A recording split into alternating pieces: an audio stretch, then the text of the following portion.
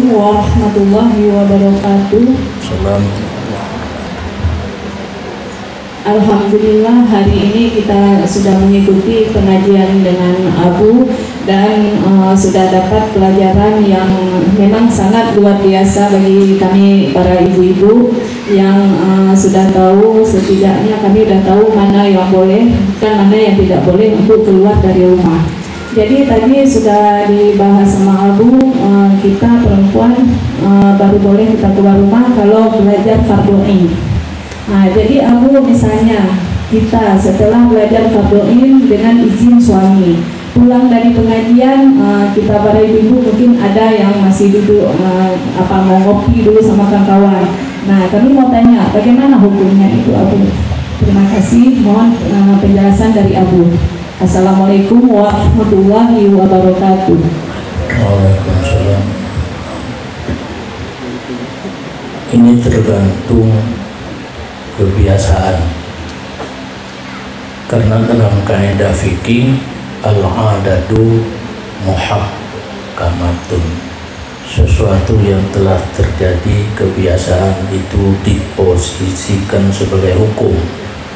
Jadi harus jelas apakah suami saat dia memberi izin mencari ilmu fardhu ain, pulangnya ngopi-ngopi dulu, ngobrol dulu sama kawan.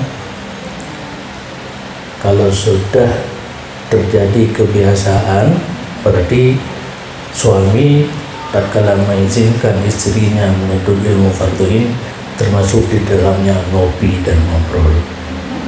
Menguntungkan kan?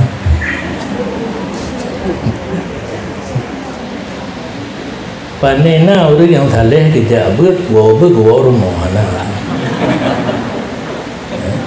Tetap nadeng berahaba ngen yang pulau mawa kayu buka kafe dong hantar dia pi sayang nampai mawa yang kan yang mungkin jabak mall ya belanja lo. Jadi kata mah bacunya izin untuk belajar wa ma yata'allaqu bihi. Ada yang sangkut paut tetapi yang sudah berlaku adat yang diizinkan yang kebiasaan enak aja pendik ke ulunga gede yang sangkut paut dengan tebit biasanya sambil keluar belajar ada belanja ngobrol dengan kawan tegur sapa dengan jaring-jaring dan merumpuk enak menteng be luah tanah tapi menurut calon demikian.